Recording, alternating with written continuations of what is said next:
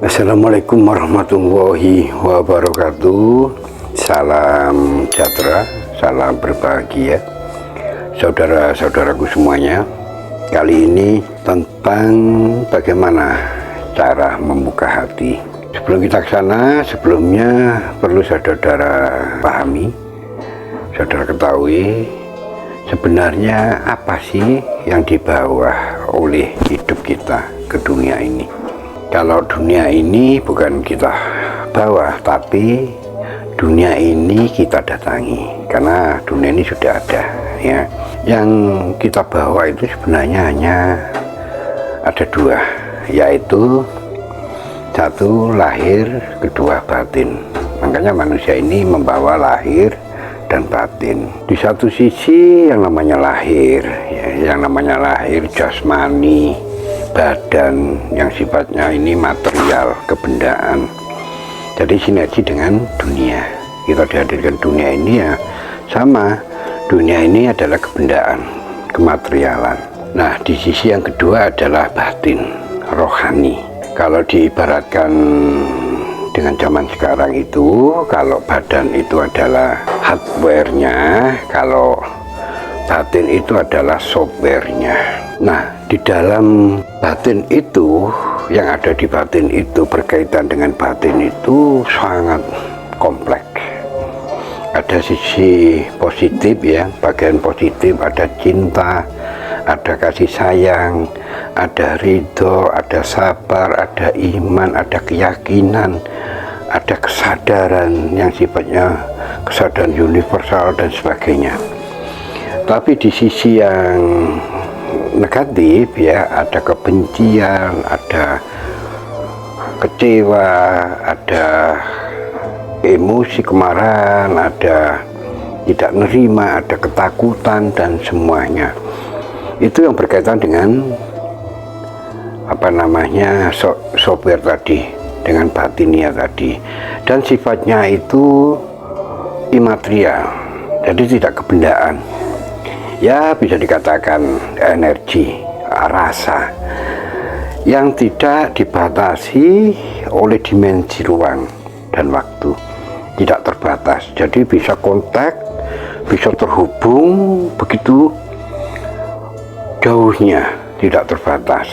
Sedangkan jasmani kita tahu, jasmani itu sifatnya terbatas ya. Kalau kita melihat ukuran tubuh kita ini juga terbatas, ukuran makan kita juga diberikan ukuran kapasitas yang sangat terbatas. Mana ada orang kaya dengan uangnya banyak, miliarder ya, terus tempatnya makan itu satu kamar yang sebesar 2 kali 3 meter, kan nggak mungkin sama. Jadi ukuran badan itu sebenarnya dibatasi, sangat terbatas, dibatasi ruang dan waktu. Kalau kita ke Jakarta, kita membutuhkan waktu, membutuhkan pergerakan, berpindah dari sini ke Jakarta karena terbatas ya.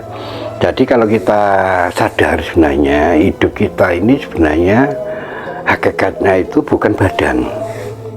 Sudah saya sampaikan di video saya sebelumnya bahwa badan ini hanya sebagai casing ya, karena keberadaan kita di dunia membutuhkan alat yang namanya badan agar bisa berhubungan dengan dunia ini. Tapi sementara ketika keberadaan kita benar-benar hanya ada di dunia, tetapi kita sudah melepaskan dunia, sudah berpindah tidak ke alam lain, badan casing ya, sarana tidak kita butuhkan lagi karena sudah di alam yang berbeda. Nah, seperti yang saya sampaikan tadi, yang namanya jasma, yang namanya rohani itu sifatnya tidak terbatas. Dan itu sebenarnya di dalam hidup kita ini perannya, dominasinya itu berapa persen ya? Hampir 90% lah. 90% didominasi sebenarnya oleh batin. Ya, karena berkaitan dengan badan.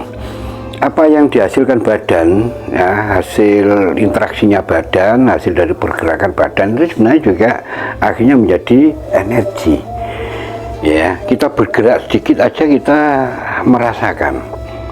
Kita ditunjuk orang begini aja kadang kita ini langsung marah. Padahal tangan itu masih di tangannya, tidak menyentuh kita sama sekali. Tapi kenapa kok ada reaksi yang luar biasa sehingga kita bisa menjadi marah, ya, menjadi marah, kecewa, dendam segala macam. Nah, itulah sebenarnya bahwa sebenarnya yang dominan di dalam hidup manusia ini adalah rasa. Kita makan, diolah di dalam tubuh, ya akhirnya menghasilkan rasa, menghasilkan energi, diolah menjadi energi. Kebendaannya itu hanya sisanya tidak dibutuhkan ya dibuang lewat kita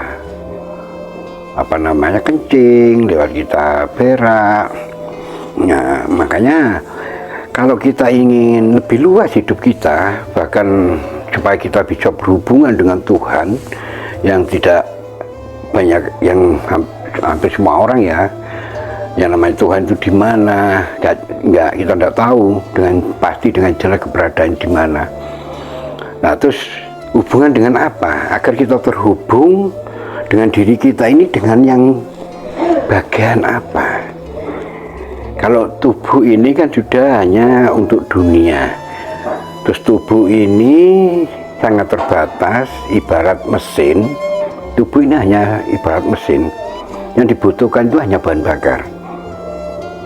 Ya, kita kasih makan aja sudah kita bisa bergerak, muncul energi, ada tenaga. Kita butuh minum, kasih minum sudah. Nah, apa hidup kita ini seperti hewan yang hanya makan dan minum? Hakikatnya manusia ini siapa? Ya, nah manusia hakikatnya ini ya softwarenya, kecanggihan manusia. Ketingkatan tertingginya manusia ini adalah batinnya, ruhnya. Kalau diibaratkan sekarang itu semua aplikasinya itu adalah batin, karena disitulah permainan aplikasinya, permainan cinta, permainan kesabaran, permainan keyakinan, permainan keikhlasan, permainan kebencian, permainan segala macam. Nah, kita kembali lagi, untuk bisa kita ini terhubung dengan Tuhan, ya otomatis batin kita ini harus lebih kuat dari badan kita. Batin kita ini harus terbuka. Kalau batin kita tertutup, ya akhirnya kita ini ada dalam pengaruhnya badan saja, jasmani saja. Sehingga tidak salah, akhirnya jasmani ini yang memperkuat hidup kita, yang mendominasi hidup kita, akhirnya ya ujung-ujungnya ke duniawinya, karena badan ini memang yang terikat kuat, yang keterkaitan kuat dengan duniawi, dengan indera kita. Akhirnya hidup ini tahunya kita ya dunia ini. Nah, kalau batin ini terbuka, ya yang saya katakan tadi, di dalam batin ini ada cahaya, ada cinta, ada iman, ini akan muncul, akan keluar.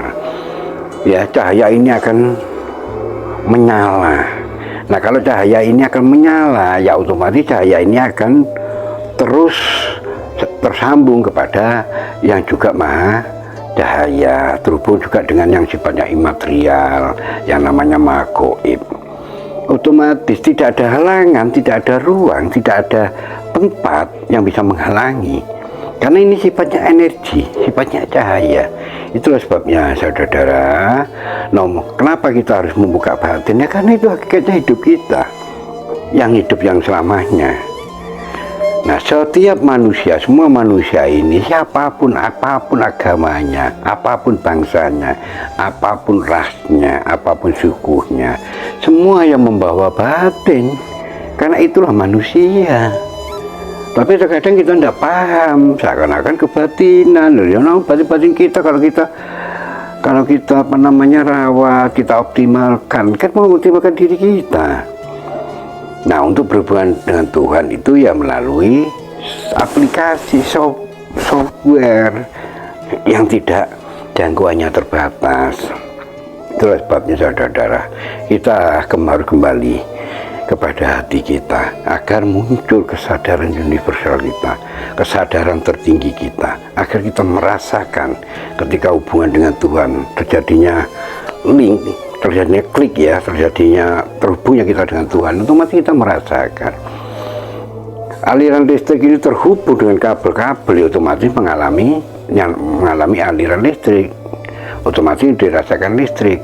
Kalau kita berhubungan dengan Tuhan, benar-benar terhubung, otomatis kita merasakan Tuhan. Nah, kalau kita sudah merasakan kuat Tuhan, bahwa semua ini getaran Tuhan, permainan Tuhan, ya otomatis kita akan mengakui, kita akan meyakini ketiadaan diri kita, bahwa yang ada hanya Tuhan. Nah, untuk bisa membalikan hati kita ini terbuka, tidak tertutup, ya siapapun manusia tidak bisa membuka hati. Ya, karena manusia yang mana? Ya, siapapun manusianya tidak bisa membuka hati. Yang bisa membuka hati ini ya Tuhan sendiri. Karena Tuhanlah yang membuat itu, Tuhan yang mengetahui rahasianya, yang memegang kuncinya dan sebagainya. Nah, agar kita bisa kembali, ya hidup kita dipenuhi dengan hati, kita kembali kepada makhluk energi, ya otomatis kita minta pertolongan Tuhan. Hanya Tuhan yang bisa membuka hati, bukan manusia. Karena membuka hati itu metodenya, logikanya itu bukan sesuatu yang harus dimasukkan, sesuatu yang mendapatkan, sesuatu yang masuk dalam diri kita. Itu namanya nanti menjadi tutup lagi, menutup malahan, bukan membuka. Bukan metode meminta, bukan metode pengisian batin, bukan metode pengisian dengan ilmu. Itu kalau logikanya nggak seperti itu, saudara-saudara. Membuka batin itu namanya dibuka, kayak pintu ini dibuka, agar di ruangannya di dalam ini kelihatan keluar, bukan ditutup dari luar, pengisian. Nah, cara membuka hati itu kita kembalikan diri ini, kita berikan kepada Tuhan, kita tempatkan diri kita kepada Tuhan. Cara aplikasi loh ya, cara teknologi manusia ada caranya. Nah, begitu diri ini kita lepaskan, kita tempatkan kepada Tuhan, secara otomatis hati ini akan di Tuhan. Diri manusia ini ada di Tuhan. Disitulah hati ini akan dipengaruhi hanya oleh Tuhan. Ya, akhirnya hati ini terbuka. Itulah saudara-saudara, cara membuka hati hanya dengan penyerahan diri.